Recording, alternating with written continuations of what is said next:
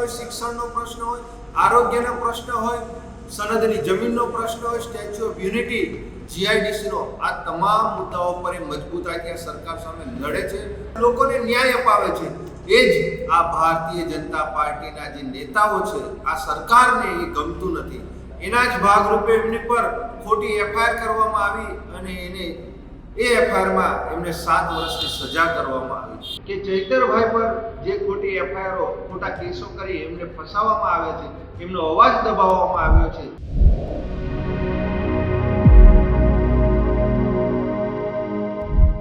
ચેતર વસાવાના મામલે હવે ફરી એકવાર આદિવાસી સમાજ મેદાને ઉતરવાની તૈયારીમાં છે.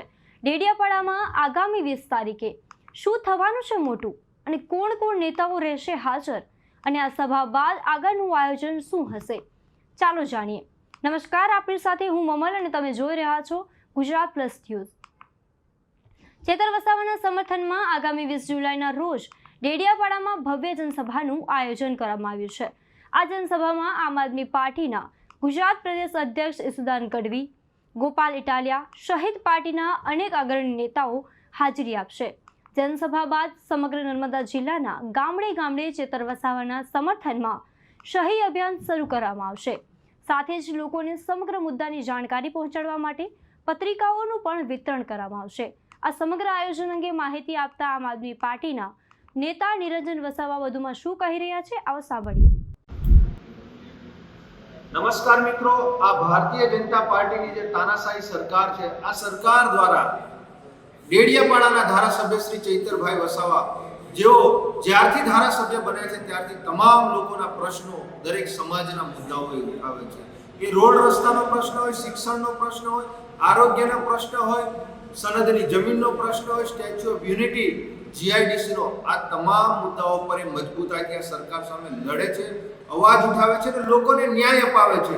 એ જ આ ભારતીય જનતા પાર્ટીના જે નેતાઓ છે, આ સરકારને એ ગમતું નથી.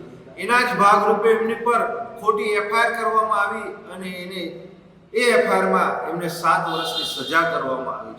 એના જ ભાગરૂપે નર્મદા જિલ્લા અને આમ આદમી પાર્ટી દ્વારા તમામ નર્મદા જિલ્લાના તમામ ગામડાઓમાં ઘરે ઘરે જઈ અને ચૈતરભાઈના સમર્થનમાં આ એક કાર્યક્રમ રાખ્યો છે, જેમાં તમામ ગ્રામજનો દ્વારા અહીંયા આગળ સહીઓ કરવામાં આવશે અને એની સાથે સાથે એક પેમ્પલેટ પણ એ સૌ ગ્રામજનોને આપવામાં આવશે કે ચૈતરભાઈ જે કામગીરી કરી છે પ્રજાલક્ષી એ મુદ્દાઓ સાથે. અને 20/7/2026 અને સોમવારના રોજ રાજપીપળા ખાતે લાખોની સંખ્યામાં અહીંયા જનમેદની ઉમટશે અને એક ભવ્ય જનસભાનું આયોજન કરવામાં આવ્યું છે.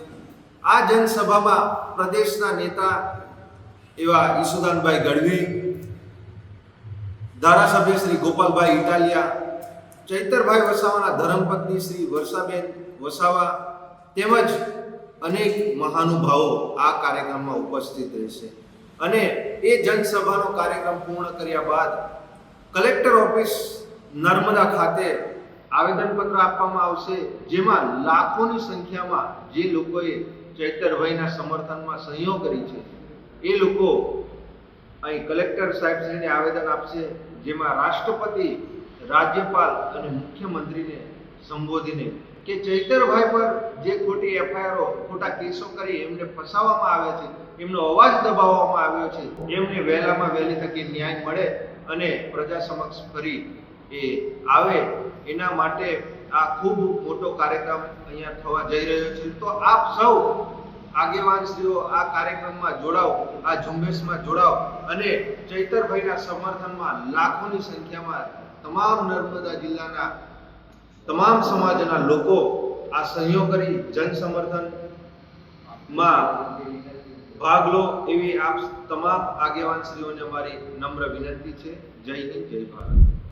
નિરંજન વસાવાની વાતથી તમે કેટલા સહેમત છો, શું વિચારો છો, કોમેન્ટ કરીને જરૂરથી જણાવજો અને સમાચારની વધુ માહિતી માટે ગુજરાત પ્લસને સબસ્ક્રાઇબ કરવાનું ભૂલતા નહીં. નમસ્કાર.